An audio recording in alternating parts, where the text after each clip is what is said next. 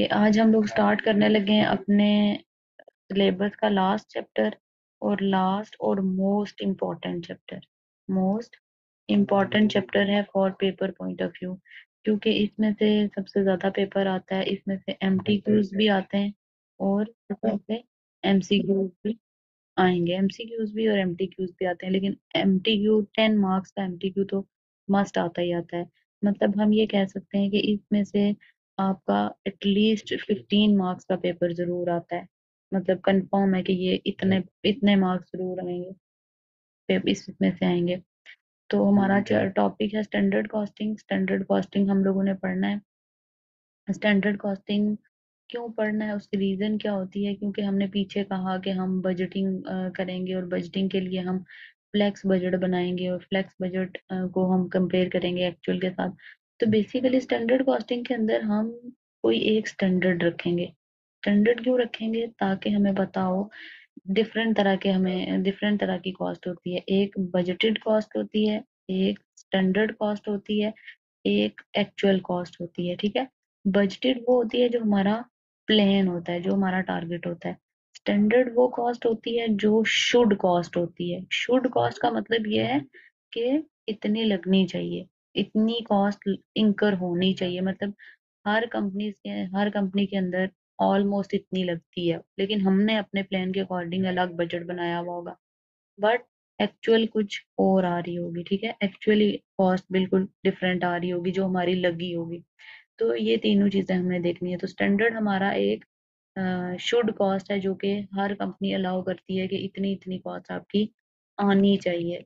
Should cost कह सकते हैं या अलाउड कॉस्ट कहते हैं। अगर उतनी ना हुई तो डेफिनेटली हमने इस चैप्टर के अंदर वेरिएंसेस देखने हैं कि वेरिएंस कितने कितने आ रहे हैं। तो इस चैप्टर के अंदर स्टैंडर्ड कॉस्ट हमने देखनी है, स्टैंडर्ड कॉस्ट पर यूनिट के अंदर देखनी है। फिर उससे हमने कंपैरिजन करके जो स्टैंडर्ड था शुड था उससे हमने एक्चुअल कितनी लगाई। तो सेल्स का वेरिएंस, मटेरियल कॉस्ट का वेरिएंस, लेबर कॉस्ट का वेरिएंस और ओवरहेड का वेरिएंस, फिक्स्ड कॉस्ट का वेरिएंस, ये सारे के सारे हमने वेरिएंस ओवरऑल देखने हैं।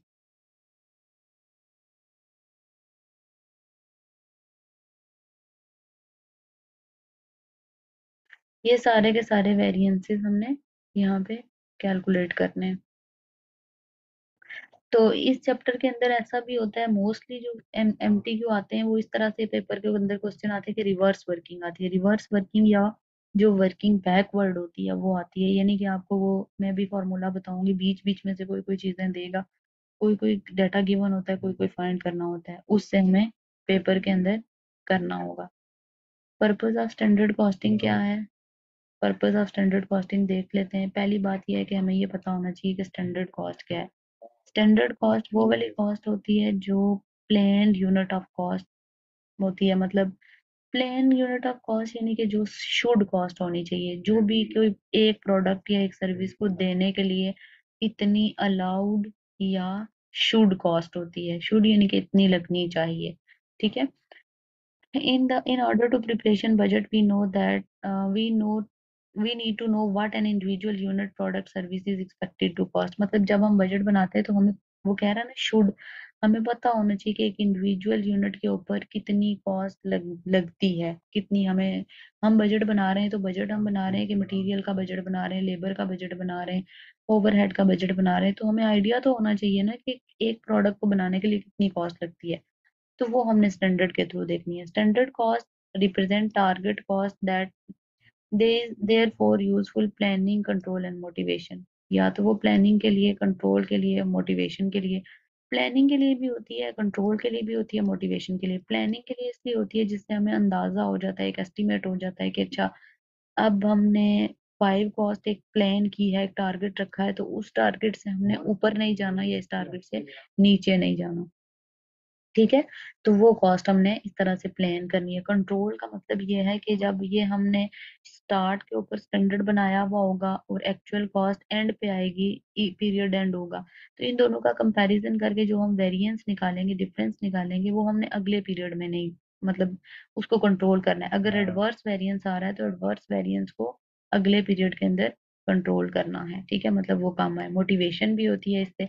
मोटिवेशन कैसे होती है कि अगर टारगेट्स पूरे होते हैं, एम्प्लॉयज खुश होते हैं, एम्प्लॉयज को टारगेट्स पूरे करने पे बोनसेस दिए जाते हैं, बोनसेस मिलेंगे तो वो और ज्यादा मोटिवेट होंगे। इसी तरह वो कह रहा है as well as being the basis for preparation budget standard cost are the essential calculating and analyzing variance। कि जब भी हम बजट की प्रिपरेशन करेंगे तो स्टैंडर्ड कॉस्ट वो होंगी जो कि सबसे ज्यादा असेंशियल हैं, जो कि एनालिसिस करने के लिए, वेरिएंस का एनालिसिस करने के लिए सबसे ज्यादा इंपॉर्टेंट है। वेरिएंस प्रोवाइड फीडबैक, वेरिएंस हमें क्या बताता है? फीडबैक प्रोवाइड करता है। ठीक है, feedback to management indicating how well otherwise the company is doing. मतलब हमें ये भी पता चलता है कि कंपनी कैसा परफॉर्म कर रही है। इसका मैं अगर एग्जांपल इस पॉइंट की दूं तो देखो, जब पीरियड स्टार्ट हुआ, जब हमने स्टार्ट किया यानी कि ये जनवरी है, और पीरियड एंड कब होगा? हमारा फाइनेंशियल ईयर कब एंड होगा? दिसंबर के अंदर। पीरियड कब एंड होगा? दिसंबर के अंदर। तो जनवरी में मैंने सोचा, मैंने टारगेट रखा कि मैंने 10,000 की कॉस्ट इंकर करनी है। दिसंबर में अगर 15,000 की कॉस्ट आ रही है, लेट सपोज हम मटेरियल कॉस्ट की बात करते हैं, मटेरियल कॉस्ट की बात करते हैं, तो इसका मतलब ये है कि फिर 5,000 से ये कॉस्ट बढ़ी।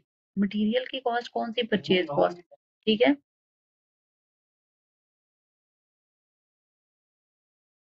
मटेरियल की परचेज कॉस्ट अगर हमने सोचा हुआ था तो वो 15,000 आ रही है, सॉरी ये 150,000 मैंने लिख दिया, 15,000 तो 5,000 एक्स्ट्रा आ रही है।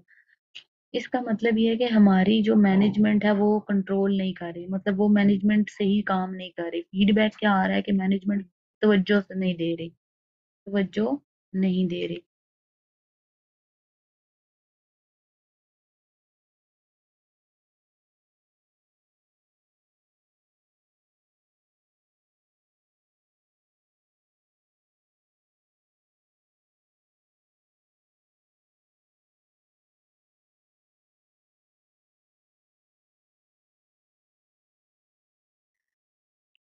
तो हमने क्या करना है, इससे ये भी हमें पता चलता है फीडबैक से कि वो एम्प्लॉयज मोटिवेट हो रहे हैं या एम्प्लॉयज का फीडबैक पता चलता है कि वो काम सही कर रहे हैं या नहीं कर रहे। Standard cost also provide easier method of accounting since enables simplified record to kept।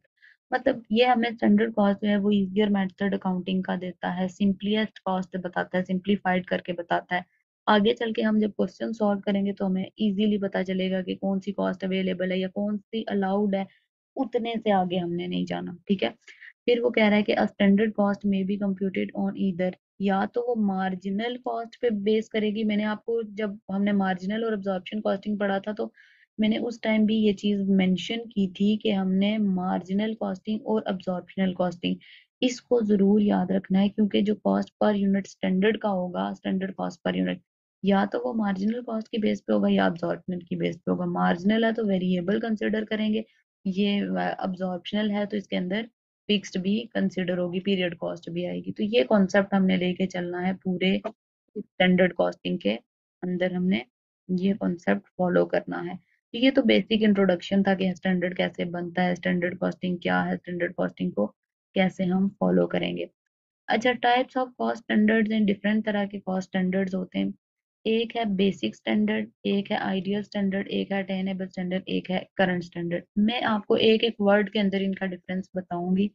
एक एक वर्ड के अंदर डिफरेंस क्या है, कि जो बेसिक स्टैंडर्ड होता है ना वो लॉन्ग टर्म स्टैंडर्ड होता है, और लॉन्ग टर्म स्टैंडर्ड वो होता है जो नॉट चेंज होता है। यानी कि जिस तरह बेसिक स्टैंडर्ड की बात ऐसे हम ले सकते हैं, एग्जाम्पल हम ले सकते हैं, जैसे कुछ हमारे कल्चरल वैल्यूज होती हैं, हमारी कुछ कल्चरल वैल्यूज होती हैं जो बहुत सालों से हम चेंज नहीं कर पा रहे होते। इसी तरह कुछ ऐसी कॉस्ट होती है जो कि बेसिकली स्टैंडर्ड ऐसा होता है बना हुआ कि वो पुराने अरसे से चला आ रहा होता है, वो जल्दी जल्दी चेंज नहीं होता, 15-20 सालों से सही वही चल रहा है। आइडियल स्टैंडर्ड क्या है? आइडियल स्टैंडर्ड वो होता है जिसके अंदर परफेक्शन होती है, यानी कि परफेक्शन चाहिए होती है उसके अंदर, कोई भी आपको मतलब कोई भी ब्रेक डाउन, कोई स्क्रैप, कुछ भी वेस्टेज अलाउ नहीं होता, बिल्कुल भी आपको। हम ये कहते हैं कि नो मिस्टेक कॉन्सेप्ट रखते हैं, नो मिस्टेक कॉन्सेप्ट है कि मिस्टेक एक्सेप्ट नहीं। अटेनेबल स्टैंडर्ड वो है जो कि मतलब अचीवेबल स्टैंडर्ड है। अचीवेबल स्टैंडर्ड का मतलब ये हुआ कि यहाँ पे भी आपने इफेक्टिव परफॉर्मेंस देखनी है, इफेक्टिव परफॉर्मेंस देनी है, आपने एफर्ट पुट करनी है, अच्छे अटेनेबल है, बट इससे परफॉर्मेंस आपकी बेटर बेटर होगी। मतलब जैसे अगर आपने लास्ट टाइम 20 मिलियन सेल्स की है तो इस बार आपने 25 मिलियन करनी है, अटेनेबल है, अचीवेबल है। तो जो कि जिसके अंदर आपको थोड़ा बहुत अलाउ होता है कि जैसे फॉर एग्जांपल कोविड आया था तो कोविड के अंदर कुछ बिजनेसेस की सेल्स ड्रॉप हो रही थी थोड़ी, तो वो एक कंडीशन थी कि हाँ ठीक है, पता है हमें कि क्या हो रहा है, ठीक है, तो थोड़ा बहुत आपको अलाउ भी होता है कि आप इतना ऊपर नीचे कर सकते हो। तो वो हमारे पास अटेनेबल होता है। करंट स्टैंडर्ड होता है जो एग्जिस्टिंग कंडीशंस के अकॉर्डिंग चल रहा होता है। एग्जिस्टिंग कंडीशन का मतलब ये हुआ कि मैं ये कहती हूँ कि पाकिस्तान की करेंसी अभी फॉर एग्जांपल या इंटरेस्ट रेट ये चल रहा है, लेट सपोज 18% चल रहा है, तो एग्जिस्टिंग कंडीशन के अंदर हम ये कहते हैं कि अच्छा अगले साल इतना होगा, तो इस जो करंटली सिचुएशन चल रही होती है ना उसके अकॉर्डिंग हम स्टैंडर्ड बनाते हैं, वो करंट स्टैंडर्ड होता है। तो यहाँ पे बेसिक स्टैंडर्ड का उसने हमें बताया कि लॉन्ग टर्म स्टैंडर्ड है जो कि अनचेंज स्टैंडर्ड होता है, काफी सालों से वही फॉलो हो रहा होता है।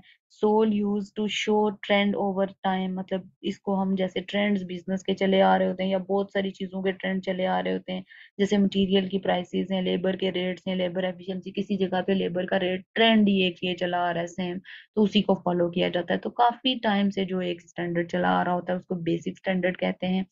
आइडियल स्टैंडर्ड वो वाला स्टैंडर्ड है जिसके अंदर मैंने कहा कि आपको परफेक्शन देनी है। आइडियल वो है जिसके अंदर कुछ भी मिस्टेक की गुंजाइश नहीं है, आपको परफेक्शन देनी है, ऑपरेशन हर तरह से परफेक्ट करने हैं, no wastage, no scrap, no stoppage, no idle time, nothing, कुछ भी आपको अलाउ नहीं है, मतलब कुछ भी आप नहीं कर सकते। और इसको as a adverse motivational impact भी कहते हैं। थेरेटिकली वो पूछ सकता है कि कौन सा स्टैंडर्ड ऐसा है जो आपके एम्प्लॉयज में डीमोटिवेशन पैदा करता है। डीमोटिवेशन क्यों पैदा करता है? उनको काम करने का दिल ही नहीं करता। क्यों? क्योंकि उनको वो टारगेट दिया जाता है जिसमें कुछ भी उनको ह्यूमन बीइंग होने का मार्जिन नहीं दिया जा रहा। मतलब कोई आइडल टाइम नहीं, कुछ भी नहीं, हर एक चीज परफेक्शन, तो परफेक्ट तो कोई भी चीज नहीं, कोई भी नहीं कर सकता। तो इसलिए डीमोटिवेशन होती है कि वो जितनी मर्जी एफर्ट पुट कर ले, काम अगर जरा सा भी कुछ होता है तो उसका उसका मार्जिन नहीं दिया जाता। अच्छा, आगे वो कह रहा है अटेनेबल स्टैंडर्ड। अटेनेबल स्टैंडर्ड के अंदर हमें वो ये बता रहा है कि attainable standard most frequently encountered type of standard, मतलब वो एफिशिएंट है upon efficient but not perfect. मतलब परफेक्ट इसमें नहीं, ठीक है, एफिशिएंसी मैंने आपको कहा दिखानी होती है, कंडीशंस को मेट करना होता है, आपको पूरा करना होता है, सारी कंडीशंस को सबको मेट करना होता है जो आपको टारगेट्स मिले हुए होते हैं, बट ये नहीं है कि परफेक्शन, परफेक्शन नहीं। कुछ अगर मटीरियल मतलब आइडल टाइम आ जाता है, अनएक्सपेक्टेड डिसरप्शन आ जाती है, मशीन ब्रेक डाउन हो जाता है, कोई चीज हो जाती है, तो उसकी एक्सेप्टेबिलिटी है, मतलब उसके लिए आपको रिलैक्स या फ्लेक्सिबिलिटी दे दी जाती है। जैसे आइडियल स्टैंडर्ड है वैसे नहीं। करंट स्टैंडर्ड के अंदर वो कह रहा है कि एग्जिस्टिंग कंडीशन के अंदर, मतलब अलाउंस अभी करंट लेवल की जो एफिशिएंसी है उसके अंदर अभी क्या चल रहा है, ब्रेक डाउन कैसा है, मतलब ब्रेक डाउन का अलाउंस आपको मिल रहा है, वेस्टेज का लॉसेस हो जाते हैं, कोई इशू नहीं है, मतलब करंटली जो चल रहा है। इसका एडवांटेज डिसएडवांटेज ये होता है कि लोग क्या करते हैं, लोग इस स्टैंडर्ड को लेके तो फिर मतलब अपनी परफॉर्मेंस को बेहतर नहीं करते। वो कहते हैं कि ठीक है आराम से ऐसे ही सब कुछ चल रहा है तो कोई बात नहीं, खैर है, ऐसा होता रहता है। तो इसलिए थोड़ा सा प्रॉब्लम आता है। स्टैंडर्ड कॉस्ट पर यूनिट, जैसे यहाँ पे उसने कहा है कि once estimated standard cost are usually collected on the standard card. आप स्टैंडर्ड कार्ड के ऊपर, ये पूरा का पूरा एक स्टैंडर्ड कार्ड बना हुआ है जिसके ऊपर वो कह रहा है कि प्रोडक्ट 20K का मतलब है उसका नाम है, उस प्रोडक्ट का नाम, के लिमिटेड एक कंपनी है जो कि प्रोडक्ट बना रही है 20K। Information related to this product given below, उसके रिलेटेड इंफॉर्मेशन दी गई है। इंफॉर्मेशन क्या दी गई है आपको? हाँ कि 900 यूनिट्स उसके बन रहे हैं, 900 यूनिट्स के ऊपर उसका एक यूनिट की कॉस्ट क्या है, 40 स्क्वायर मीटर लगा है डायरेक्ट मटेरियल, लेकिन 40 स्क्वायर मीटर है और एक स्क्वायर मीटर का रेट 5.3 है। डायरेक्ट वेजेस, ये प्रोडक्ट जो 20K प्रोडक्ट है ये दो डिपार्टमेंट से होके गुजरी है, एक बॉन्डिंग डिपार्टमेंट, एक फिनिशिंग डिपार्टमेंट। बॉन्डिंग डिपार्टमेंट के अंदर इसने 24 घंटे लिए हैं और 24 घंटे के अंदर इसने 1 घंटे का रेट 5 लिया है। फिनिशिंग डिपार्टमेंट के अंदर 15 आवर्स लगे हैं और 15 आवर्स के ऊपर 4.8 पर आवर लगा है।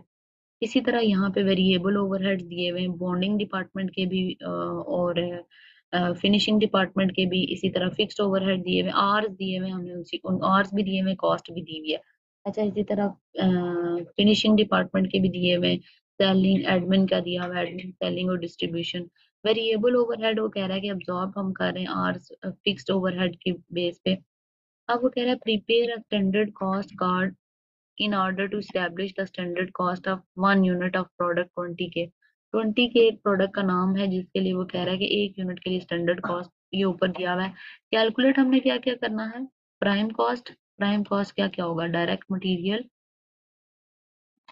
डायरेक्ट लेबर और डायरेक्ट एक्सपेंसेस, यानी कि वेरिएबल एक्सपेंसेस। तो वो प्रोडक्शन वाले वो आ जाएगा। फिर मार्जिनल, मार्जिनल के अंदर यहाँ पे डायरेक्ट एक्सपेंसेस हमने प्रोडक्शन वाले डाले हुए होंगे, और प्लस नॉन प्रोडक्शन कौन से वाले वेरिएबल डालेंगे तो मार्जिनल आ जाएगा। फिर अब्जॉर्प्शन के लिए हमें क्या करना पड़ेगा? फिक्स प्रोडक्शन कॉस्ट डालनी पड़ेगी।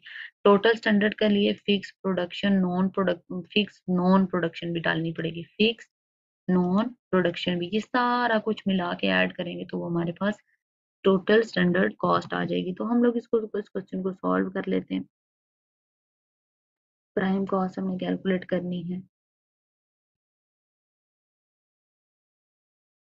प्राइम कॉस्ट के लिए सबसे पहले अगर हम लोग देखें तो पहली हमारे पास डायरेक्ट मटेरियल आ जाएगा। मैं यहाँ पे इस क्वेश्चन को सॉल्व कर रही हूँ। पहले हमें चाहिए प्राइम कॉस्ट। यहाँ नीचे रिक्वायरमेंट आपको दी गई थी, पहली रिक्वायरमेंट है आपकी प्राइम कॉस्ट। सबसे पहले उसके लिए हमारे पास डायरेक्ट मटेरियल की कॉस्ट आ जाएगी। 40 स्क्वायर मीटर है और 1 स्क्वायर मीटर 5.3 का है, तो टोटल आ जाएगी इसकी कॉस्ट 212 पर यूनिट। फिर उसके बाद डायरेक्ट लेबर हमने करना है। डायरेक्ट लेबर, डायरेक्ट लेबर हमारे दोनों डिपार्टमेंट का आएगा। एक डिपार्टमेंट बॉन्डिंग का है, पहले यहाँ पे मैं बी लिख रही हूँ और यहाँ पे मैं एफ लिख रही हूँ। बॉन्डिंग डिपार्टमेंट के लिए वो लग रहे हैं 24 आवर्स, इंटू रेट उसका कितना है 5। और फिनिशिंग डिपार्टमेंट के अंदर वो 15 आवर्स ले रहा है और इसका रेट है 4.8। तो वो 24 इंटू 5, 120 आ जाएगा ये, और 15 इंटू 4.8, 15 इंटू 4.72 आ गया ये। तो इसके अलावा अब डायरेक्ट एक्सपेंसेस तो नहीं है, ये वेरिएबल ओवरहेड्स हैं। तो डायरेक्ट एक्सपेंसेस तो हमें नहीं दिए हुए, तो हम इन सबको ऐड करेंगे तो प्राइम कॉस्ट आ जाएगी। प्राइम कॉस्ट आ जाएगी 212 प्लस 120 प्लस 72, ये आ जाएगी 404। प्राइम कॉस्ट आ गई। इसी के अंदर हम ऐड करेंगे क्या चीज? Variable overheads. वेरिएबल ओवरहेड्स क्यों? क्योंकि हमने अगली रिक्वायरमेंट, पहली रिक्वायरमेंट फुलफिल हो गई, उससे अगली थी मार्जिनल कॉस्ट। मार्जिनल कॉस्ट वो होती है जिसके अंदर वेरिएबल कॉस्ट होती है। ये हमने पीछे कॉन्सेप्ट पढ़ा हुआ है। तो वेरिएबल के लिए भी हमारे पास दोनों डिपार्टमेंट है और दोनों डिपार्टमेंट की कॉस्ट है। तो दोनों डिपार्टमेंट के लिए उसने लिखा क्या है कि variable overheads are recovered absorb using ARs, इन्हीं आर्स को यूज करते हुए अब्सॉर्ब किए गए हैं। और फिक्स्ड ओवरहेड के लिए वो अलग बता रहा है। इसका मतलब हमें चाहिए होगा OAR, हमें चाहिए होगा OAR दोनों डिपार्टमेंट के लिए, बॉन्डिंग का भी, फिनिशिंग का भी।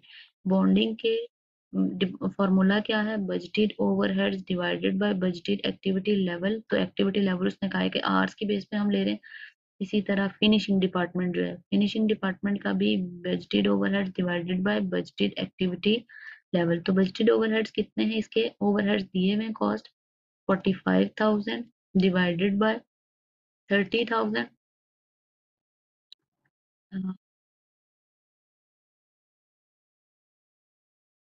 45 डिवाइडेड बाय, यहाँ से हमारे पास OAR आ जाएगा। ये OAR आएगा ना। तो ओ ए आर आता है, तो हमने यहाँ पे जो लिखना है तो वो तो हमने अब्जॉर्ब्ड ओवरहेड लिखने हैं।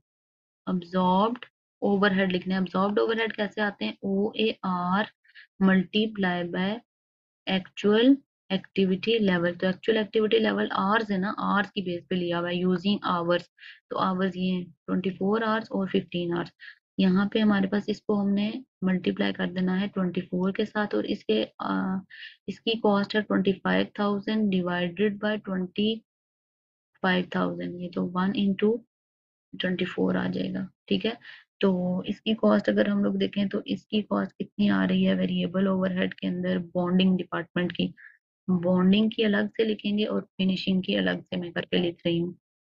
तो 45,000 डिवाइडेड बाय 30,000 मल्टीप्लाई बाय 24, ये आ रही है आपकी 36। इसी तरह फिनिशिंग की जो है, फिनिशिंग की अगर हम लोग देखें 25,000 डिवाइडेड बाय 25,000 इंटू 15, तो ये तो जाहिर है 15 ही आ जाएगी, वो कैंसिल हो जाएगा। तो ये मार्जिनल कॉस्ट आ जाएगी, मतलब वेरिएबल ओवरहेड इसके अंदर ऐड होंगे, तो इनका जो आंसर आएगा वो मार्जिनल कॉस्ट आ जाएगा। मार्जिनल कॉस्ट आपकी कितनी बनती है? 405 प्लस 36 प्लस 15, तो ये आपकी बनेगी 440 प्लस 10 450 और 455 बन गई। अब दूसरी रिक्वायरमेंट भी हमने फुलफिल कर ली, प्लस हमने क्या करना था, अब्जॉर्प्शन, मतलब अगली रिक्वायरमेंट के लिए हमने अगली, इससे अगली प्राइम कॉस्ट हो गया, मार्जिनल हो गया। नेक्स्ट रिक्वायरमेंट हमारी क्या थी? अब्जॉर्प्शन। अब्जॉर्प्शन करनी है, तो अब्जॉर्प्शन के लिए अब क्या करेंगे? Fixed overhead. तो fixed overhead, non production overhead कौन से दिए हुए हैं? ये तो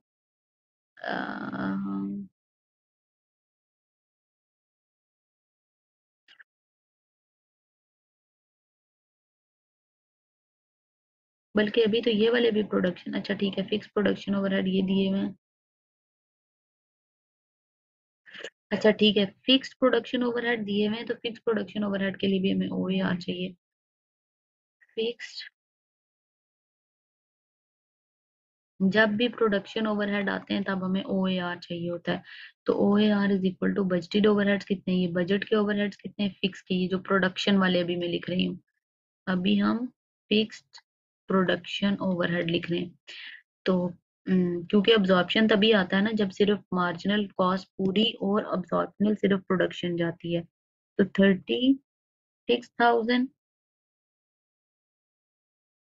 divided by budgeted activity level, ये लिखा हुआ है बजट आउटपुट ऑफ 900, ये बजटेड कॉस्ट है सारी, डिवाइडेड बाय 900, इससे ओएआर आ जाएगा। ओएआर को एक्टिविटी लेवल, बल्कि ओएआर आएगा, हाँ तो डायरेक्ट ओएआर, कोई एक्टिविटी फिक्स प्रोडक्शन ओवरहेड के लिए तो नहीं है ना।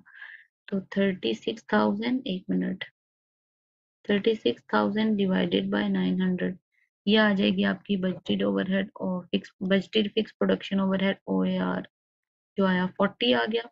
इसके बाद हमने क्या करना है, अब इसको ऐड करेंगे तो अब्जॉर्प्शन कॉस्ट आ जाएगी। अब्जॉर्प्शन कॉस्ट, अब्जॉर्प्शन कॉस्ट कितनी आएगी? 455 प्लस 40, 495। अब हम देखते हैं पूरे क्वेश्चन के अंदर बाकी सब कुछ ट्रीट हो गया है, सिर्फ एडमिन और सेलिंग की कॉस्ट ट्रीट नहीं हुई।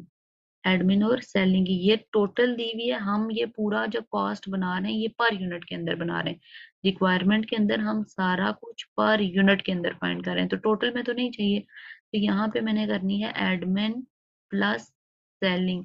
Admin plus selling per unit में लेके जानी है, तो टोटल कॉस्ट है 27,000 और नंबर ऑफ यूनिट्स है 900। नंबर ऑफ यूनिट्स ये दिए हुए हैं ना, तो इससे पर यूनिट यहाँ पे लेके जानी है, तो 27,000 डिवाइडेड बाय 900, ये आपकी आ जाएगी 30। तो कॉस्ट पर यूनिट, जो स्टैंडर्ड कॉस्ट पर यूनिट आई वो फाइव, टोटल जो आई, टोटल स्टैंडर्ड कॉस्ट आई 525। इस तरह से हमने इस क्वेश्चन को सॉल्व करना है कि सारी की सारी जो मटेरियल की है, जो लेबर की है, जब भी ओवरहेड्स आते हैं तो ओवरहेड्स के लिए हमें हमेशा, हमने चैप्टर पूरा पढ़ा था कि ओवरहेड्स के लिए हमेशा हमें ओएआर कैलकुलेट करना पड़ता है, चाहे वो वेरिएबल है चाहे वो फिक्स है। वैसे वेरिएबल का रेट तो हमें मार्जिनल अब्जॉर्प्शन में गिवन होता था, लेकिन स्टैंडर्ड कॉस्ट में वो बनाने का तरीका बता रहा है कि आप कैसे बनाओगे। तो ये इस तरह से इन रिक्वायरमेंट्स के हमने आंसर करने हैं। अच्छा, इसके अंदर वो उसने हमें पूरा का पूरा क्वेश्चन दे के ओरिजिनल बजट और एक्चुअल बजट दे दिया है। क्वेश्चन के अंदर क्या कह रहा है? Calculate standard cost per unit under the absorption costing.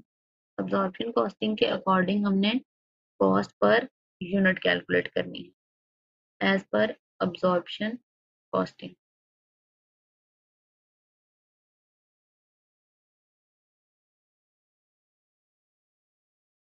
अच्छा, अब्जॉर्प्शन कॉस्टिंग के अकॉर्डिंग हमने करना है, और उसके बाद वो कह रहा है calculate standard cost per unit of marginal costing. Marginal और अब्जॉर्प्शन दोनों कैलकुलेट करनी है। यहाँ पे मैं कर लेती हूँ standard cost per unit as per absorptional costing, और इधर हम कर लेंगे स्टैंडर्ड, बल्कि उसी में से हमने रिवर्स वर्किंग करके भी कर सकते हैं, standard cost per unit of marginal costing. Absorption के लिए अगर हम लोग देखें तो हमारे पास कितना उसने बोला, स्टैंडर्ड कॉस्ट अब्जॉर्प्शन कॉस्टिंग, तो ऊपर हमें क्या दिया गया है, रिक्वायरमेंट को पहले अच्छे से पढ़ लेते हैं। अच्छा, ओरिजिनल बजट के अकॉर्डिंग हम बनाएंगे स्टैंडर्ड कॉस्ट। उसकी वजह यह है कि एक्चुअल रिजल्ट के साथ तो नहीं बनती ना, एक्चुअल रिजल्ट के साथ तो नहीं। स्टैंडर्ड कॉस्ट किस पे बनती है, स्टैंडर्ड कॉस्ट बजट पे बनती है, क्योंकि स्टैंडर्ड कॉस्ट पर यूनिट हमारा टारगेट है।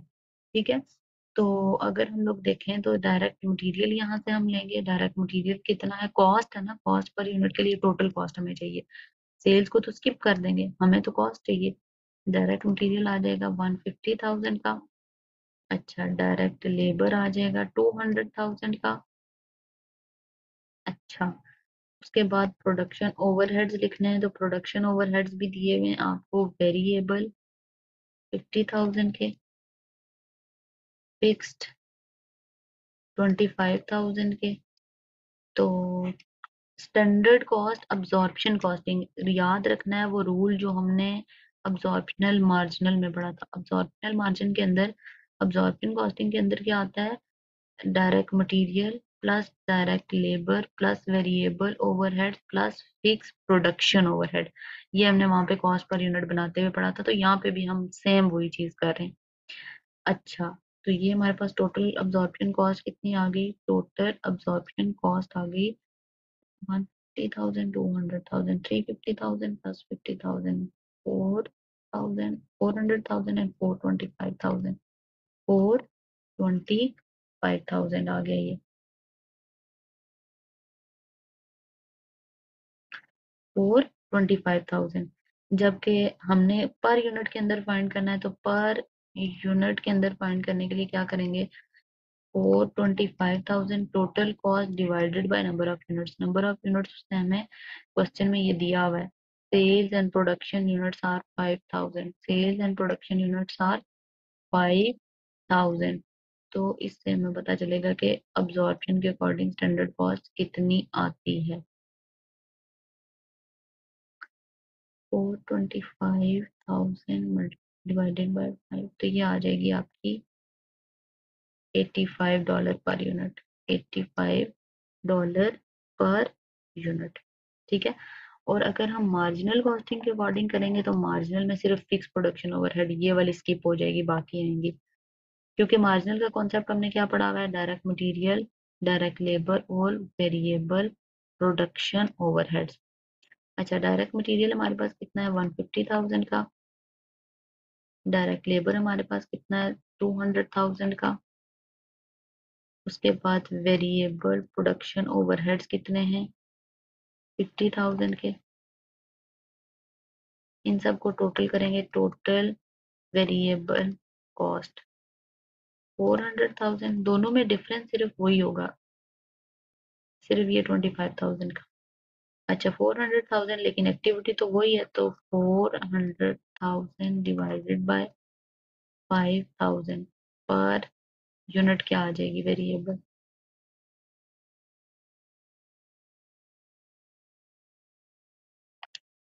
इसकी क्या आएगी,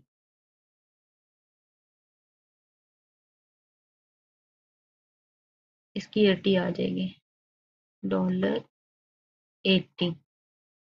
इसमें $5 जो एक्स्ट्रा है वो किसके हैं, वो फिक्स प्रोडक्शन ओवरहेड कॉस्ट की वजह से। अदरवाइज यही हमारे पास दोनों की कॉस्टिंग आती है।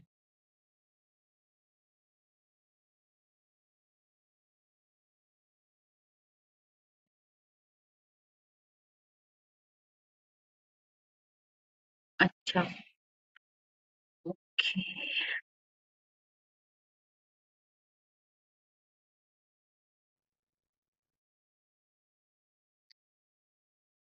ओके, तो अभी हम लोग सेल्स वेरिएंस स्टार्ट करने लगे हैं। सेल्स वेरिएंस पहले तो हमने ये कहा था कि इस चैप्टर के अंदर हमने स्टैंडर्ड कॉस्टिंग के थ्रू सारे के सारे वेरिएंसेस कैलकुलेट करने हैं। वेरिएंसेस सिर्फ ये नहीं होता कि आप वेरिएंसेस सिर्फ कॉस्ट के निकाल सकते हो, नहीं, वेरिएंस यानी कि वेरिएंस का मतलब होता है डिफरेंस।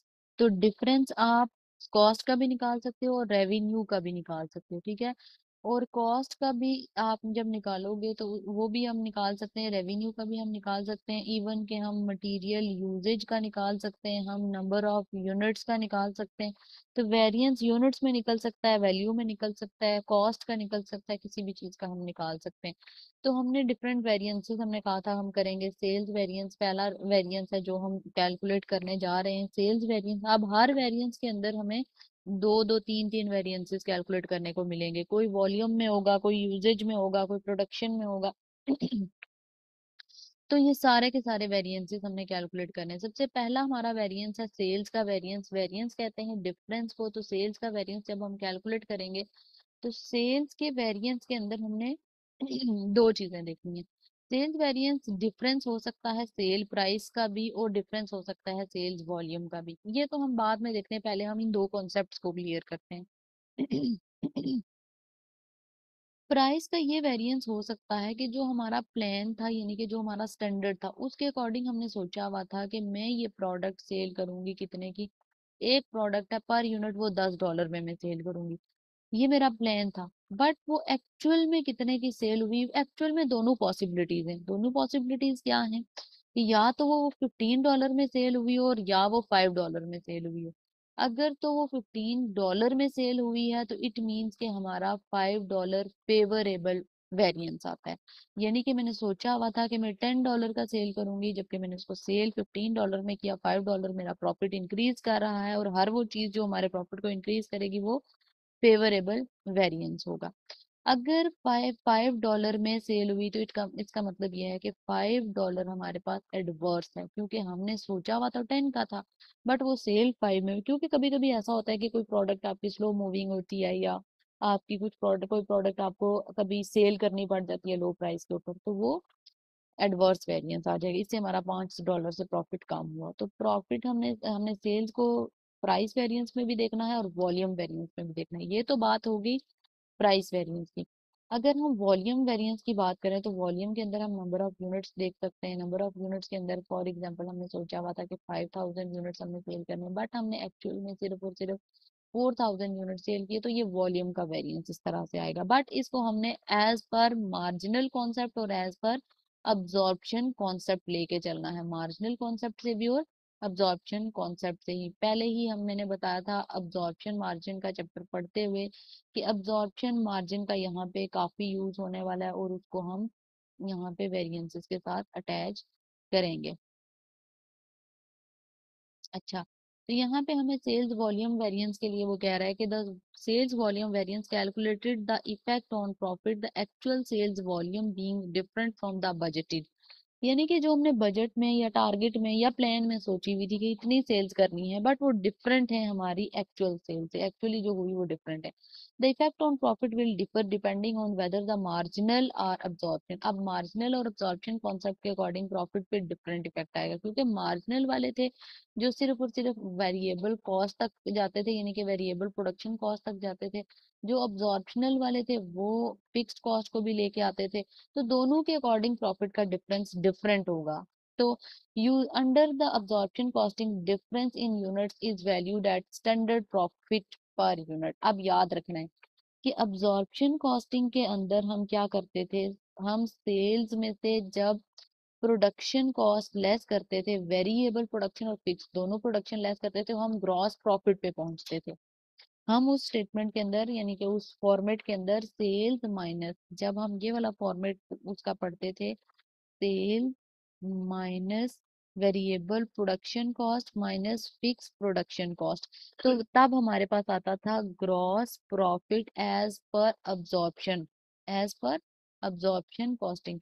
तो जब अब्जॉर्प्शन कॉस्टिंग होगी तो जो डिफरेंस आएगा, डिफरेंस का मतलब ये है कि अभी जैसे थोड़ी देर पहले मैंने बताया कि मैंने 5000 प्लान के अकॉर्डिंग सोचे हुए थे और एक्चुअली मैंने किए शायद 6000 किए या 4000 हो सकता है किए, तो डिफरेंस इसका आ रहा है 1000 को अगर हम अब्जॉर्प्शन के हिसाब से चल रहे हैं तो standard profit per unit absorption का मल्टीप्लाई होगा, अगर हम मार्जिनल का लेके चल रहे हैं तो मार्जिनल का होगा।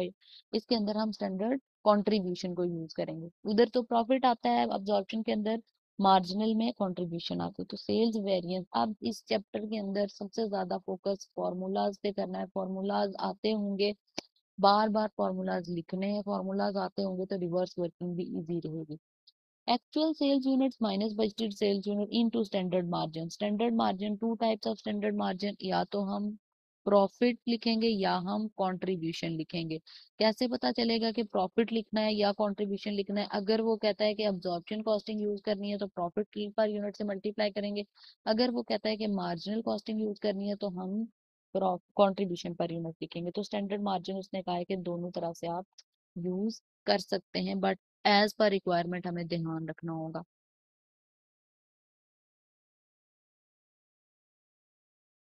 जैसे यहाँ पे सेल प्राइस वेरिएंस उसने दिया हुआ है, अच्छा वो पहले वॉल्यूम वेरिएंस की बात कर रहा था, अभी प्राइस वेरिएंस की बात करेगा, फिर हमें पूरा क्वेश्चन सॉल्व करना है। वो कह रहा है प्राइस वेरिएंस का मतलब ये है कि प्राइस का डिफरेंस, प्राइस यानी कि जो हम एक्सपेक्ट कर रहे थे, जो हमने सोची हुई थी, वो एक्चुअली टोटली डिफरेंट है। तो actual price minus standard price, यानी कि हमारी प्राइस कितनी थी, एक्चुअली कितनी थी, और स्टैंडर्ड में क्या प्लान की गई थी, उसको मल्टीप्लाई करना है quantity sold. Quantity sold is basically units, यानी कि नंबर ऑफ यूनिट्स जो हमने सोल्ड कर दिए वो हम लेंगे। तो इससे हमें प्राइस वेरिएंस, क्योंकि टोटल वैल्यू में हमें वेरिएंस देखना है, तो इससे हमें प्राइस का वेरिएंस पता चल जाएगा। फॉर्मूलाज याद रखने हैं, फॉर्मूलाज पे फोकस रखना है। अच्छा, इलिस्ट्रेशन टू के अंदर वो कह रहा है सेल्स वेरिएंस, सेल्स वेरिएंस के अंदर the following data relates to 2000x8। Actual sales आपको दी गई हैं ये, और उसके लिए आपको एक्चुअली कॉस्ट दी गई है 650 ईच, तो ये एक्चुअल की कॉस्ट भी हम कैलकुलेट कर सकते हैं। अच्छा, आगे वो कह रहा है कि हमारे पास जो स्टैंडर्ड सेलिंग प्राइस हमें दी गई है, स्टैंडर्ड सेलिंग प्राइस वो कह रहा है, ये सारी इंफॉर्मेशन क्वेश्चन को ध्यान से पढ़ते हुए देखना है कि ये सारी इंफॉर्मेशन बजट से रिलेटेड है, ये एक्चुअल से। बजटेड यूनिट्स 9000 के हैं, एक्चुअल यूनिट्स 1000 के, तो हमें जब प्राइस कैलकुलेट करनी है तो उसके लिए क्वांटिटी सोल्ड हम देखेंगे एक्चुअल वाली कितनी है और बजटेड वाली से कंपेयर करेंगे। कह रहा है कि हमें प्रॉफिट पर यूनिट भी दिया हुआ है, कंट्रीब्यूशन पर यूनिट भी दिया हुआ है। ये कंट्रीब्यूशन पर यूनिट और प्रॉफिट पर यूनिट वॉल्यूम के वेरिएंस में यूज होगा। डेटा को पहले हमने देखना है कि कौन सी चीज कहाँ पे यूज होने वाली है। जो कंट्रीब्यूशन पर यूनिट है और प्रॉफिट पर यूनिट है, ये कहाँ पे यूज होने वाला है, ये अब्जॉर्प्शन कॉस्टिंग या मार्जिनल कॉस्टिंग के लिए हम किधर यूज करेंगे, सेल्स के वॉल्यूम वेरिएंस में। इधर प्राइस का वेरिएंस है, प्राइस वेरिएंस में हमारी ये पर यूनिट जो प्राइस है वो यूज होने वाली है। तो कह रहा है कि कैलकुलेट करो वॉल्यूम वेरिएंस, अब्जॉर्प्शन और मार्जिनल कॉस्टिंग दोनों को यूज करके, और प्राइस वेरिएंस भी कैलकुलेट करो। तो सेल्स पहले हम वॉल्यूम वेरिएंस कर लेते हैं, volume variance as per absorption costing, sales volume variance absorption costing. तो जब मैं एब्जॉर्प्शन कॉस्टिंग लिख रही हूँ तो हम क्या करेंगे, हम प्रॉफिट पर यूनिट लिखेंगे, हम प्रॉफिट पर यूनिट लेंगे, हम कंट्रीब्यूशन कॉन्सेप्ट को नहीं लेंगे। कंट्रीब्यूशन कॉन्सेप्ट मार्जिनल में अप्लाई होता है। तो यहाँ पे देखें हमारे पास फॉर्मूला क्या था, सेल्स का जो वॉल्यूम वेरिएंस था उसके लिए फॉर्मूला हमने क्या पढ़ा कि हम लोग actual units minus budgeted units multiply by standard profit per unit लिखेंगे। स्टैंडर्ड प्रॉफिट क्यों लिखा, इसका कॉन्सेप्ट ये है कि एब्जॉर्प्शन कॉस्टिंग क्योंकि हम फॉलो करें। तो एक्चुअल यूनिट्स क्वेश्चन के अंदर गिवन है 1000 माइनस बजटेड यूनिट्स कितने हैं 9000, 900 sorry 900 multiply by standard profit per unit कितना था 205, 205। तो यहाँ पे अगर मैं देखूँ तो मेरे पास आ रहा है 100 × 205, तो ये आ जाएगा 20500 का ये अमाउंट आ जाएगी। इसको मैंने किससे कंपेयर करना है, इसको मैंने अच्छा 20,500 का वेरिएंस आ रहा है, तो हमें कैसे पता चलेगा कि ये फेवरेबल है या एडवर्स है? फेवरेबल या एडवर्स जानने के लिए आपको ये पता होना चाहिए कि आपने बजट में सोचा हुआ था कि आप 900 यूनिट सेल करोगे। आपका प्लान कहता है कि आपने 900 यूनिट सेल करने हैं, जबकि एक्चुअल में आपने ज्यादा यूनिट सेल किए हैं, 1000 के यूनिट्स आपने ज्यादा सेल किए हैं, सॉरी 100 के, 100 यूनिट ज्यादा सेल किए। इसका मतलब ये जो वेरिएंस आ रहा है that is favourable, that is favourable. मुझे कैसे पता चला कि ये फेवरेबल है? क्योंकि क्वेश्चन में उसने कहा हुआ था एक्चुअल सेल्स 1000 की हैं, जबकि प्लान के अंदर सेल्स 900 की थी। हमने सोचा कम था, सेल ज्यादा की, तो सेल्स के केस में हमारी सेल्स अच्छी हो गई है, तो वेरिएंस हमारा क्या हो जाएगा? फेवरेबल। अच्छा, इसी तरह हमने अगला करना है। अगला हमने कंट्रीब्यूशन कॉन्सेप्ट से करना है। Sale volume variance contribution concept, या फिर हम मार्जिनल कह देते हैं, मार्जिनल कॉस्टिंग के अकॉर्डिंग। तो यही फॉर्मूला हमने लिखना है, एक्चुअल यूनिट्स। एक्चुअल यूनिट्स आप इन फॉर्मूलाज को ना अपनी आसानी के लिए, आसान करने के लिए, पेपर की तैयारी करने के लिए आप इस तरह लिख सकते हो, actual quantity minus budgeted quantity multiply by contribution per unit. ये सी को कॉस्ट पर यूनिट नहीं पढ़ना, ये कंट्रीब्यूशन पर यूनिट है। तो एक्चुअल क्वांटिटी आपकी कितनी है? 1000 की, माइनस बजटेड क्वांटिटी आपकी कितनी है? 900 की, multiply by contribution per unit कितना है? 245 का। तो हम क्या करेंगे, 100 को मल्टीप्लाई कर देंगे 245 से, तो ये हमारे पास अगेन आ जाएगा 224,500 का फेवरेबल वेरिएंस। ये क्या आ जाएगा? फेवरेबल। कैसे पता चला फेवरेबल आया? अगेन वही कॉन्सेप्ट कि 1000 एक्चुअल हुआ, प्लान में 900 था, तो जाहिर है सेल ज्यादा कर रहे हैं, तो वेरिएंस भी हमारा फेवरेबल बनेगा। अच्छा, दूसरा हमारे पास है cell price variance. Cell price variance. Cell price variance कैसे आता है? अभी ये वाला फॉर्मूला हमारे सामने लिखा हुआ है, एक्चुअल प्राइस। आप इसको ऐसे कर सकते हो, ए पी माइनस जो बजटेड प्राइस है, एक्चुअल प्राइस माइनस या standard sale price, A P minus S P multiply by Q S, quantity sold. A P, A P हमारे पास क्या है? Actual price, standard price multiply by quantity sold. Actual price हमारे पास कितनी दी हुई है? $650 की, ये एक्चुअल प्राइस है। $650 की माइनस स्टैंडर्ड प्राइस सेलिंग कितनी दी हुई है? 700 की, मल्टीप्लाई बाय क्वांटिटी सोल्ड हमने कितनी की? एक्चुअल क्वांटिटी हमारे पास कितनी हुई? 1000 की। तो अगर हम देखें तो हमारे पास ये आ रहा है वन, सॉरी 50 इंटू 1000, तो ये आ जाएगा 50,000। और ये 50,000 का एडवर्स वेरिएंस आया। एडवर्स क्यों आया, नेगेटिव क्यों आया? उसकी वजह ये है कि हमने स्टैंडर्ड के अंदर, हमने अपने प्लान के अंदर सोचा हुआ था 700 कॉस्ट का, बट एक्चुअल के अंदर कॉस्ट लगी कितनी है? 650 की, मतलब सेल प्राइस, सॉरी सॉरी मैंने उल्टा बोल दिया, सेल प्राइस। हमने प्लान ये किया था कि मैं प्रोडक्ट बेचूंगी $700 की, जब भी मैंने एक प्रोडक्ट बेची कितनी है? 650 की, तो मैं कम प्राइस पे बेच रही हूँ, तो ये तो मेरा वेरिएंस एडवर्स होना चाहिए, प्लान के अकॉर्डिंग तो ये नहीं चल रहा, तो ये वेरिएंस आपका एडवर्स वेरिएंस हो जाएगा। इसी तरह आपने बाकी सारे वेरिएंसेस की सेल्स के कैलकुलेट करने। सेल्स के वेरिएंसेस दो ही होते हैं। अच्छा, एक चीज और इम्पोर्टेंट चीज, कभी कभी आपको वो क्या करेगा, वो एक्चुअल प्राइस दे देगा, वो आपको क्वांटिटी सोल्ड दे देगा, बीच में शायद वो आपको स्टैंडर्ड प्राइस ना दे, तो आपको रिवर्स वर्किंग करनी है, यानी कि आपको फॉर्मूला में वैल्यूज पुट करनी है, यानी कि वो इस तरह से आपको देगा। जैसे यहाँ पे देखें, सेल्स क्वेश्चन कैसे आएगा, ये इंपॉर्टेंट चीज है, ये नोट करनी है, पेपर में क्वेश्चन ऐसे आते हैं, sale price variance equal to actual price minus, हमारे पास actual price minus standard price था, इनटू एक्चुअल क्वांटिटी सोल्ड। अब होता क्या है, अभी ऊपर हमने वेरिएंस निकाला, वो आपको ये वैल्यू दे देगा $50,000 की, ठीक है, वेरिएंस इतना आ रहा है आपका $50,000 का। उसके बाद वो आपको कहेगा कि यहाँ पे है एक्चुअल प्राइस, वो आपको दे देता है 650 की, ठीक है, माइनस स्टैंडर्ड प्राइस, वो कहेगा कि फाइंड करो एक्स, और मल्टीप्लाई बाय एक्चुअल क्वांटिटी आपकी आ जाएगी 1000, ठीक है।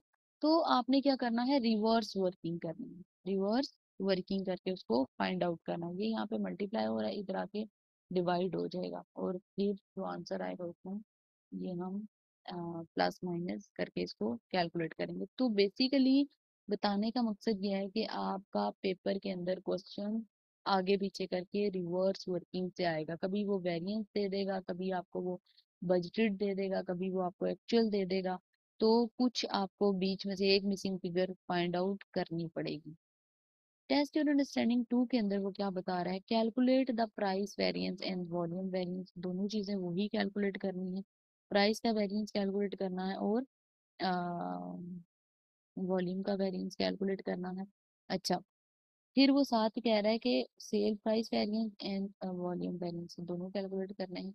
अच्छा, पहले हम कर लेते हैं यूजिंग मार्जिनल कॉस्टिंग है, तो मार्जिनल कॉस्टिंग में हमने क्या यूज करना है, कंट्रीब्यूशन पर यूनिट का फॉर्मूला। तो प्राइस वेरिएंस अगर मैं देखूं तो, या बल्कि पहले वॉल्यूम कर लेते हैं, वॉल्यूम वेरिएंस। वॉल्यूम वेरिएंस के लिए देखें, वो कह रहा है कि रेडिक लिमिटेड बजटेड सेल्स उसकी है 400, एक की प्राइस है 2.5, the variable cost expected to 1.5 variable cost है, एंड नो फिक्स कॉस्ट, कोई भी फिक्स कॉस्ट नहीं है।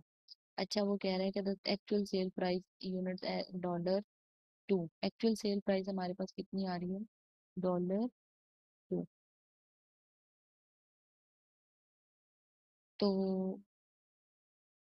एक्चुअल सेल प्राइस, अच्छा, price variance is equal to, price variance कैसे आता है, प्राइस वेरिएंस हमारे पास अभी हमने ऊपर पढ़ा कि actual price minus standard price multiply by, आप क्या करोगे, एक्चुअल क्वांटिटी सोल्ड। तो एक्चुअल प्राइस कितनी है, एक्चुअल सेल वर 500, सेल की प्राइस कितनी थी 2, माइनस स्टैंडर्ड प्राइस, ये बजट की वाली जो होती है वो स्टैंडर्ड प्राइस होती है, वो है आपके पास 2.5 इंटू क्वांटिटी, एक्चुअल कितनी सेल हुई 500, 500 क्वांटिटी सेल हुई। तो देखा जाए तो हमने स्टैंडर्ड में सोचा हुआ था 2.5 का सेल करेंगे, एक्चुअल में 2 का सेल किया। तो इसका मतलब ये कि लेस का हमने सेल किया, तो ये मल्टीप्लाई करेंगे 0.5 से 500 को, तो इसका मतलब ये है कि ये आ जाएगा 250, 250 नेगेटिव आ रहा है, और नेगेटिव मीन एडवर्स वेरिएंस आ रहा है। अच्छा, उसके बाद हमने वॉल्यूम का वेरिएंस निकालना है, volume sales volume variance. Sales volume के अंदर हमने क्या करना होता है, actual quantity minus budgeted quantity multiply by, किस मेथड को यूज करना है, मार्जिनल को, multiply by contribution per unit. तो एक्चुअल क्वांटिटी है 500 माइनस बजटेड क्वांटिटी आपके पास है 400, multiply by contribution per unit. अच्छा, कंट्रीब्यूशन पर यूनिट यहाँ पे फाइंड आउट करनी पड़ेगी, एक सेकेंड। कंट्रीब्यूशन पर यूनिट के लिए हमें क्या करना पड़ता है, कंट्रीब्यूशन के लिए हम sale price minus variable cost करते होते हैं ना। तो सेल प्राइस अगर आप देखो, हम बजट की ही लेंगे 0.25, एक्चुअल तो बाद में रिजल्ट आते हैं, एक्चुअल तो कंपैरिजन के लिए होता है ना, माइनस 1.8, 1.80, तो इसको हम माइनस करेंगे तो ये आ जाएगा 0.7 कॉन्ट्रीब्यूशन पर यूनिट। कॉन्ट्रीब्यूशन आया 0.7, तो 100 multiply by 0.7 is equal to 70, और ये आपका आ रहा है फेवरेबल। कैसे पता चला फेवरेबल है, क्योंकि हमारे पास क्या है, एक्चुअल क्वांटिटी हमारे पास कितनी थी, एक्चुअल क्वांटिटी 500 थी, बजटेड क्वांटिटी 400 थी, बट हमारे पास जो कंट्रीब्यूशन पर यूनिट है वो 0.7 आ रही है। तो पॉजिटिव, लाइक हमारी जो एक्चुअल क्वांटिटी है वो पॉजिटिव फिगर है, और ये नेगेटिव कम है, यानी कि हमारी एक्चुअल में ज्यादा सेल हो रही है। हमने प्लान किया हुआ था कि 400 की सेल करेंगे बजट के अंदर, जबकि एक्चुअल में हमारी सेल क्रॉस कर गई 100 से, तो ये फेवरेबल आ गया। अगर वो कहता है टोटल वेरिएंस बताओ, टोटल वेरिएंस कितना है, तो टोटल 250 नेगेटिव है, 250 नेगेटिव अमाउंट है, और 70 पॉजिटिव अमाउंट है, तो नेगेटिव अमाउंट में से प्लस माइनस माइनस हो जाएगा। तो अगर हम देखें तो ए 180 का एडवर्स वेरिएंस आएगा, क्योंकि नेगेटिव फिगर, नेगेटिव साइन बड़ी अमाउंट के साथ है, तो मैथमेटिकली 180 का नेगेटिव वेरिएंस आ जाएगा। अगला वेरिएंस, अच्छा ये रेसिड्यूल अंडरस्टैंडिंग 3 है, इसको अब आपने सॉल्व करना है। अच्छा, possible causes of sales variance, different reasons हो सकती हैं सेल प्राइस वेरिएंस की या वॉल्यूम वेरिएंस की। पहले वो कह रहा है कि अनप्लान्ड प्राइस इंक्रीज, मतलब मैंने लेट सपोज मैंने ये सोचा हुआ था कि मैं, जैसे अभी मैंने कहा कि मैंने सोचा हुआ था कि $10 की मैं प्रोडक्ट सेल करूंगी, बट मार्केट के अंदर इन्फ्लेशन हुई तो वो प्रोडक्ट 15 की बेचनी पड़ी, तो ज़ाहिर वेरिएंस आ जाएगा। या फिर पॉजिटिव वेरिएंस भी और नेगेटिव वेरिएंस भी, मतलब प्राइस के अंदर इंक्रीज हो गया। या फिर वो कह रहा है कि प्राइस रिडक्शन अनप्लान्ड हो गया। अनप्लान्ड प्राइस रिडक्शन कैसे हो गया, जैसे अगर फॉर एग्जाम्पल $10 की प्राइस हमने सोचा हुआ है कि प्रोडक्ट इतने में सेल करेंगे, बट मार्केट में गवर्नमेंट ने प्राइसेस डाउन कर दी, हमें भी डाउन करनी पड़ी, कंपटीशन ज्यादा हो रहा था, हमें ज्यादा कम करनी पड़ी। तो इसका मतलब यह है कि वो 5 में बेची तो हमारे पास वो, या फिर हम इसलिए कर रहे हैं कि लॉ ऑफ डिमांड क्या कहता है, इकोनॉमिक्स के अंदर हमने लॉ ऑफ डिमांड पढ़ा हुआ है। लॉ ऑफ डिमांड कहता है कि डिमांड, अगर प्राइस लो होगी तो डिमांड बढ़ेगी, मतलब कोई चीज सस्ती होती है ना तो वो उसकी डिमांड ज्यादा बढ़ जाती है, लोग ज्यादा खरीदना शुरू हो जाते हैं। तो हमने शायद प्राइस लो इसलिए की ताकि हम अपनी सेल ज्यादा करना चाह रहे थे, तो हमारा वेरिएंस आ गया, सोचा हुआ कुछ और था लेकिन बेची चीज किसी और रेट पे। Unexpected fall in demand due to recession. अब ये याद रखना है कि किस चीज से कौन सा वेरिएंस आएगा, प्राइस इंक्रीज डिक्रीज से प्राइस का वेरिएंस आएगा, डिमांड कम हुई है तो वॉल्यूम का वेरिएंस आएगा। डिमांड कम होने का मतलब ये है कि यूनिट्स कम सेल हुए हैं, तो मतलब जाहिर है प्राइस बढ़ गई है, तो हमारी या रिसेशन हो गया है मुल्क के अंदर, कहत पड़ गया, या मतलब हमारी कंपनी अच्छी नहीं चल रही, कुछ भी ऐसा हो रहा है, जैसे कोविड आ गया था, तो उसकी वजह से जो वेरिएंस आएगा वो आपका वॉल्यूम वेरिएंस आएगा। या एडिशनल डिमांड आ गई है, अगर प्राइस कम करने से डिमांड आई है तो वो वेरिएंस फेवरेबल होगा, उनकी डिमांड बढ़ गई है तो ज्यादा यूनिट सेल करने पड़े, तो ज्यादा यूनिट सेल हुए तो सेल वॉल्यूम वेरिएंस आएगा। अगर कभी कभी ऐसा होता है कि हम कस्टमर की डिमांड को सेटिस्फाई नहीं कर पाते, हमारी मतलब कोई चीज कस्टमर ने ऑर्डर की भी होती है तो हम आगे से ऑर्डर कैंसिल कर देते हैं, उसकी वजह ये होती है कि हमारी प्रोडक्शन कंप्लीट नहीं हुई हुई होती, या फिर हमारा मटेरियल नहीं पहुंचा हुआ होता, कोई भी रीजन हो सकती है, तो वो हमारे यूनिट कम गिर जाते हैं। कम सेल होने की वजह से इसका मतलब ये है कि वॉल्यूम वेरिएंस। अगला वेरिएंस हमारा सेकंड वेरिएंस है मटेरियल का वेरिएंस। मटेरियल के भी दो वेरिएंस होते हैं, मटेरियल कॉस्ट वेरिएंस हो आता है, मटेरियल कॉस्ट के अंदर हम मटेरियल की प्राइस का वेरिएंस भी देखते हैं और मटेरियल यूजेज वेरिएंस भी देखते हैं। प्राइस का वेरिएंस किस लिहाज से देखेंगे,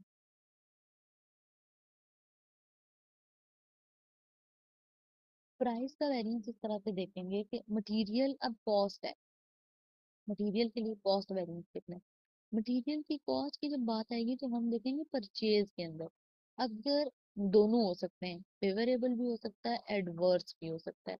अगर तो मैंने सोचा हुआ था कि मैं 5,000 का मटेरियल खरीदूंगी, बट मुझे मिला कितना, प्राइसेस कम हो या डिस्काउंट लेने की वजह से, या बहुत सारी रीजन हो सकती है, मैंने उसको 4,000 में ले लिया सारा मटेरियल, तो 1,000 से मेरी कॉस्ट रिड्यूस हुई है, that is a favourable variance, वो मेरा फेवरेबल वेरिएंस है।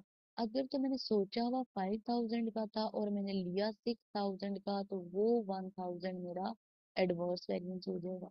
तो कोई भी चीज हो सकती है, प्राइस महंगी हो सकती है, मार्केट के अंदर मुझे महंगा मिल गया, या सप्लायर मैंने कोई चीज चूज नहीं किया।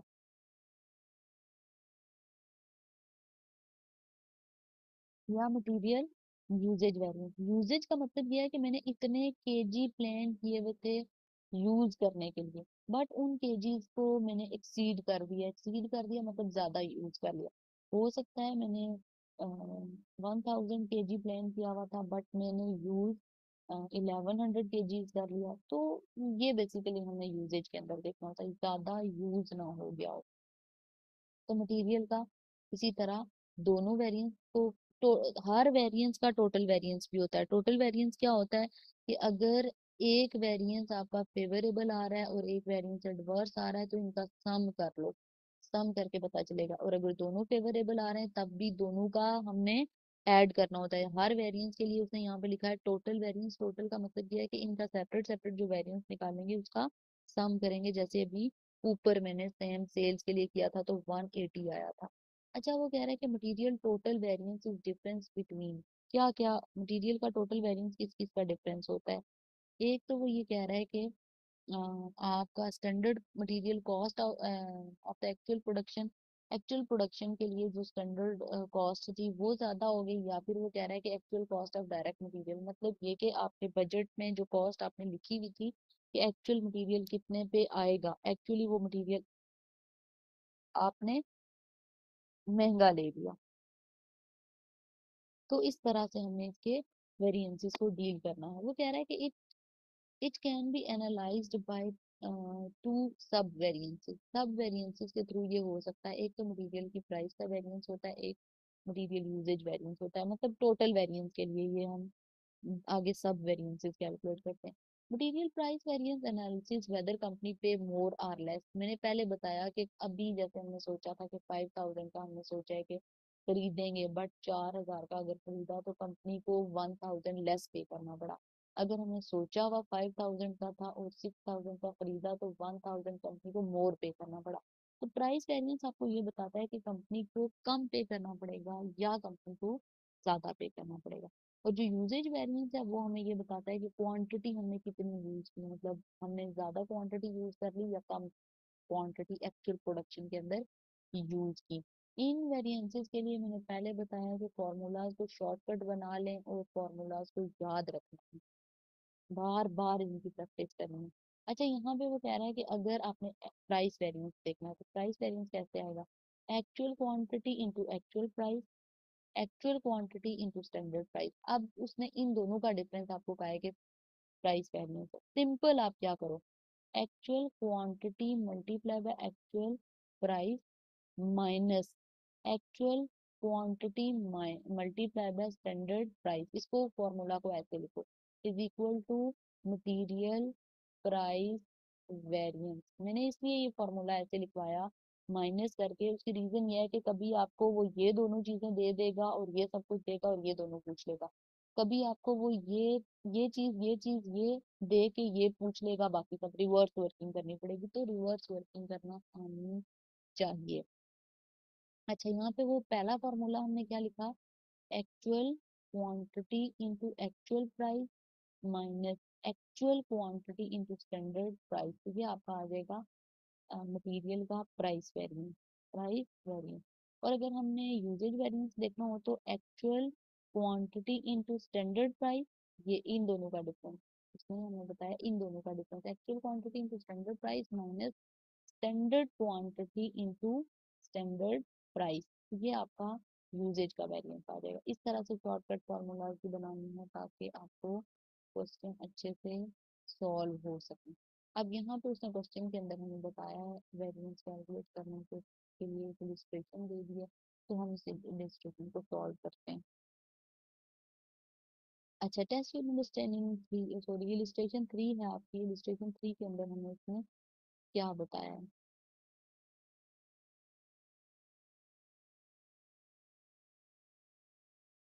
सबसे पहली चीज ये कह रहा है कि the information relates to the production of X extract from the standard cost. Standard cost उसने ली दिया मटेरियल 40 स्क्वायर, उसने बताया मटेरियल का 40, मटेरियल वो कह रहा है 40 स्क्वायर मीटर 5.3 पे और 212 प्राइस है। आगे वो कह रहा है कि actual result for direct material in the period, actual result direct period के लिए वो कह रहा है कि अच्छा, ये याद रखना है, क्वेश्चन को देख के बहुत ध्यान से करना है। ये जो इंफॉर्मेशन ऊपर दी हुई है ना वो बजट से रिलेटेड दी है, वो बजटेड इंफॉर्मेशन दी गई है। और ये जो इंफॉर्मेशन है वो एक्चुअल दी गई, वो एक्चुअल दी गई है। तो हमें बजटेड और एक्चुअल को डिफरेंस रख के क्वेश्चन करना है। अच्छा, एक्चुअल के अंदर ना उसने कॉस्ट भी आपको कैलकुलेट करके बताई हुई है कि एक्चुअल इतनी बनती है, एक्चुअल आपकी इतनी बनती है। हम फॉर्मूला अपना जैसे हमने लिखा था वही कर लेते हैं। क्या रहा है कि मटेरियल का टोटल भी निकालो, प्राइस भी निकालो, यूजेज भी निकालो। पहले हम कर लेते हैं प्राइस का। फिर हम यूजेज कर लेंगे। प्राइस वेरिएंस कैसे आता था, ऊपर अभी हमने फॉर्मूला लिखा था, actual quantity into actual price minus actual quantity into standard price. तो अगर आप देखो इन दोनों का सम करके उसने, इन दोनों को सॉल्व करके उसने दिया हुआ आंसर 210600।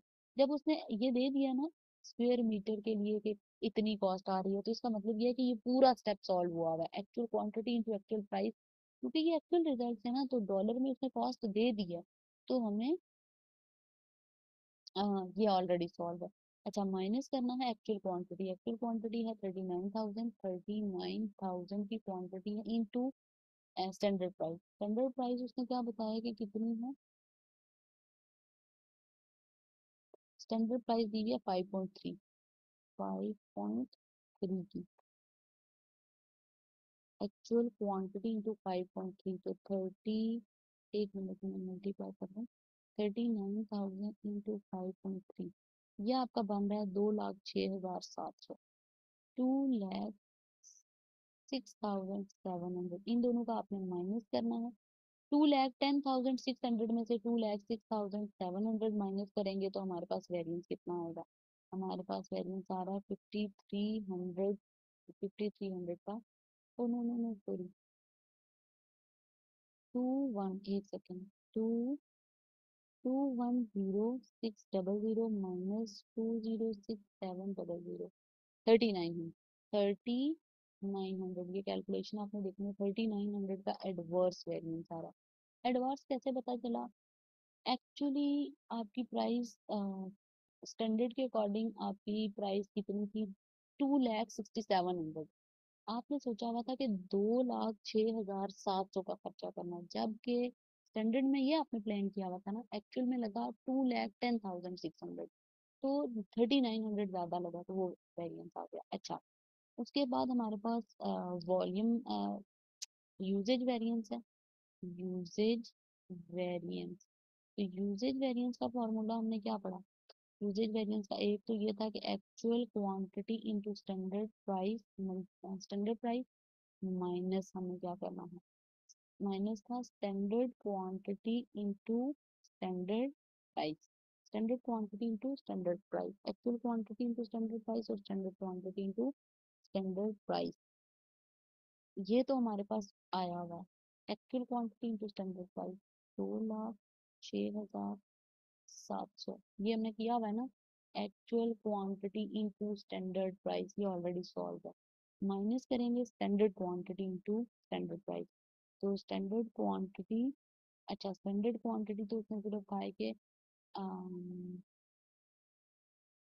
40 स्क्वेयर मीटर है,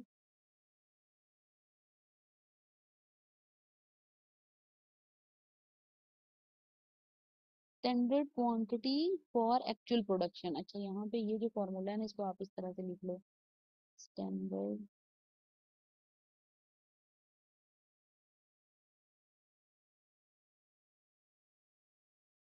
quantity for actual production, actual production के लिए। तो अगर देखा जाए तो एक्चुअल कितने यूनिट प्रोड्यूस हुए हैं, 1,000, 1,000 इंटू कॉस्ट कितनी लगी है स्टैंडर्ड के अंदर से, स्टैंडर्ड प्राइस कितनी है, ज़रा 40 स्क्वेयर मीटर थे, स्टैंडर्ड क्वांटिटी हमने 1,000 रखी, क्योंकि अगर स्टैंडर्ड क्वांटिटी गिवन है तो actual quantity equal to standard same ही होगा।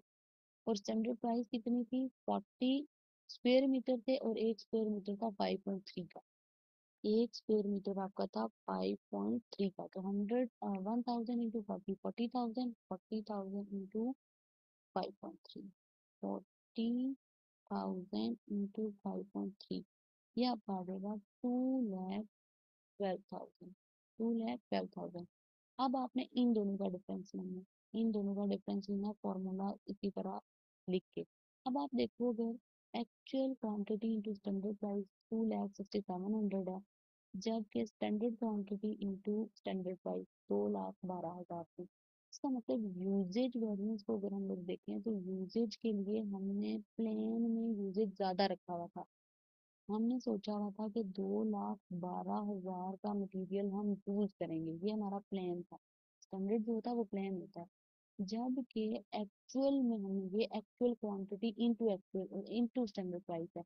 एक्चुअल में हमारा लगा कितना, 2,57,100 का। इसका मतलब ये है कि एक्चुअली कम लग रहा है, प्लान में ज्यादा था। तो कितना है, 1400 फेवरेबल। इन दोनों का डिफरेंस 1400 फेवरेबल। तो टोटल वेरिएंस के लिए क्या करेंगे, टोटल वेरिएंस के लिए 3900 एडवर्स, 3900 एडवर्स, ये नेगेटिव है और ये पॉजिटिव है, तो हम देखेंगे कि कितना टोटल वेरिएंस हमारे पास। वो इन दोनों का डिफरेंस ये नहीं आता। 2,12,000, 2,12,000 माइनस 2,67,100, ये आता है आपका 50। टोटल पहले लिख दिया था। ये आपका आता है 5,300 फेवरेबल, 5,300 फेवरेबल। तो 3,900 एडवर्स, ये वाला, और 5,300 फेवरेबल, इन दोनों को हम अगर कम करेंगे तो हमारे पास पॉजिटिव अमाउंट ज्यादा है। वो कितने से ज्यादा है, 1400 से, दैट इज फेवरेबल। तो इस तरह से हमने वेरिएंसेस कैलकुलेट करने हैं। टोटल वेरिएंस वो होता है जो दोनों का सम होता है, एक नेगेटिव है एक पॉजिटिव है, तो उन दोनों को हमने कंबाइन करके लिखना है। और एक अगर पॉजिटिव है एक नेगेटिव, या दोनों फेवरेबल है तब भी दोनों सम हो जाएंगे, दोनों नेगेटिव है तब भी हमने देखना है कि क्या एडवर्स वेरिएंस आ रहा है टोटल के अंदर। तो इस तरह से हमें वेरिएंसेस की कैलकुलेशन करनी है। टेस्ट पीरियड 10 4 आपका होमवर्क है। पॉसिबल कॉजेज है मटेरियल वेरिएंसेस की, क्या क्या रीजन हो सकती है मटेरियल वेरिएंस किस वजह से आ सकते हैं। प्राइस हो सकता है कि सप्लायर सप्लाई जो किया वो डिफरेंट सोर्सेज से आपने किया, तो आपको उस पे कॉस्ट ज्यादा पड़ गया, आपने सोचा हुआ था कि कम लगेगी, इतना ज्यादा सप्लायर नहीं चार्ज करेगा, या डिलीवरी में आपको डिलीवरी चार्जेस बढ़ गए, या जनरली अनएक्सपेक्टेड मुल्क के अंदर महंगाई हो गई तो प्राइस बढ़ गई, तो उसकी वजह से आपको जो आपने सोचा हुआ था उससे ज्यादा पे करना पड़ा। या फिर कम अगर वेरिएंस होता है, यानी कि फेवरेबल वेरिएंस होता है, कम प्राइस पे करनी पड़ती है, तो आपको डिस्काउंट मिल गया, या फिर आपको डिस्काउंट मिल गया। या फिर वो कहता है कि substitution of one grade of material for another, मतलब कभी कभी ऐसा होता है कि आपका फेवरेबल वेरिएंस तब भी आ जाता है कि आपके पास उस मटेरियल का सब्स्टिट्यूट पड़ा हुआ होता है। मतलब उसी मटेरियल का कोई सब्स्टिट्यूट मिल जाए, यानी कि कम प्राइस में उसी जैसा मटेरियल कोई आपके काम का मिल जाए आपको, तब भी बेनिफिट है। सब्स्टिट्यूशन, उसके बाद वो कह रहा है मटेरियल प्राइस जो है यूजली सेट मिड ईयर, मतलब बीच में आपकी सेट होती है, तो वो वहां से भी आपको कुछ फेवरेबल वे वेरिएंस मिल गया कि कम हो गई प्राइस बजट के अंदर आगे चल के, तो भी आपका फायदा हो गया। या फिर यूजेज वेरिएंस अगर हम लोग देखें तो यूजेज वेरिएंस का क्या इशू आ सकता है, या किस वजह से कम या ज्यादा आ सकता है। या तो वो कह रहा है कि हायर या लोअर प्रोडक्शन, हायर या लोअर इंसाइडेंस ऑफ स्क्रैप, मतलब हो सकता है कि मतलब या तो हमारी स्क्रैप बहुत ज्यादा स्क्रैप में रह गया है, या तो जाया बहुत हो रहा है, या फिर कम जाया हो रहा है, तो यूजेज की वजह से हमारे पॉजिटिव भी वेरिएंस हो सकता है नेगेटिव भी हो सकता है। या कोई अल्टरनेटिव प्रोडक्शन डिजाइन हमने किया, यानी कि हमने मशीनरी से प्रोडक्शन किया तो हमारा वेस्टेज कम हो रहा है, तब भी हमारा बेहतर वेरिएंस हो सकता है। या फिर हमें उस मटेरियल के लिए कुछ सब्स्टिट्यूट मिल गया, तब भी हमारा ये वेरिएंस बेहतर हो सकता है।